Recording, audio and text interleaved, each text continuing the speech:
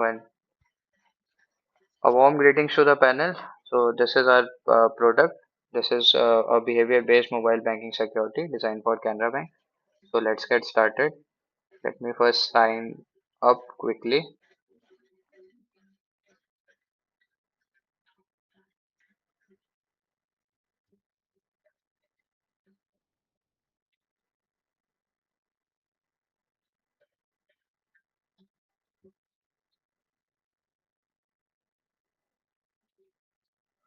So yeah, this will create an account. Then we are redirected to the typing test, which we have to give. And yeah, it has asked me with the permission for location. So yeah, I will allow.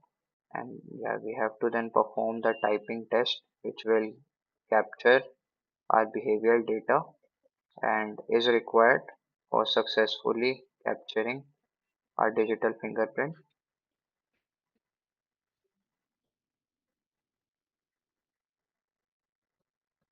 So yeah, we are done with the typing test. As you can see, these are my words per minute, average key hold time, average flight time, keyboard latency. And meanwhile, we are also measuring many other data, as you can see. And finally, our typing data has been saved securely. Now we will enter the MPIN. So yeah, this was our MPIN. Yeah, we have finally validated. This is our basic front end. You can see there are many features. Now let me show you the send money feature. Here I will send money to one of my friends.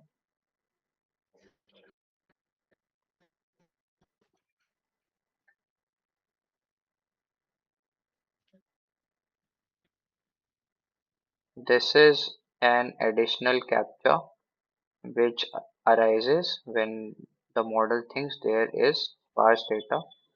So yeah, I have completed this test and I'll pay, verify and continue, and use, as you can see, I have the option to confirm the transaction to my friend Devansh Kapoor. And on successful confirmation, money will be sent successfully. Now my friend will log in from the same account and he will show that how there is a discrepancy when he tries to log in with my ID and tries with his own behavioral uh, data. Okay. Suppose, guys, I'm an attacker and I somehow get access to the credential of Shrestha and I want to hack into its account and extract all the money. So, if a complex system like behavior one is not put into place, I can simply send all the money into my account. But luckily, we have a behavior based authentication system in place.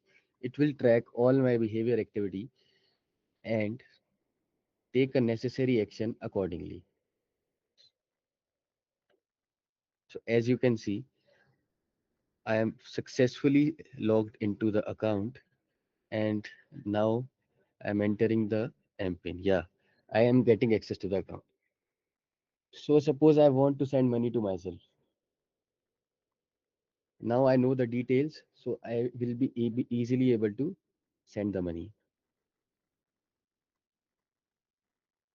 So what's happening in the back end is we have a three-tier authentication system. The tier one is a fast filter, which performs the necessary checks and calculates an anomaly score.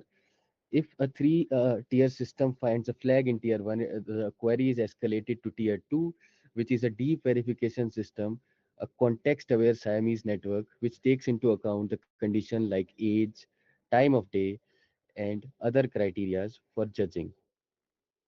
If the model somehow bypasses the tier 2, we have a tier 3 in place, which is run on server, but it stores none of the data, and all the data it transfers are end to end encrypted.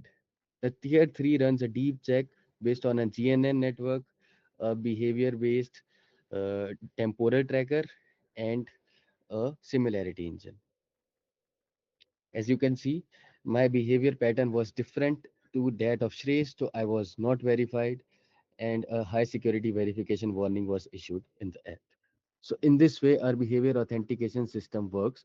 And the benefits of three-tier architecture is that we do not have to play with the classic trade-off of latency and accuracy. We can provide minimal latency. As you can see, This pop-up was shown within milliseconds of my typing, which is very good for a system like this. And the accuracy is also high. The testing accuracy we achieved was close to 98%, which is really good and a benchmark performance. So thank you everyone. This was a submission for the behavior-based authentication system.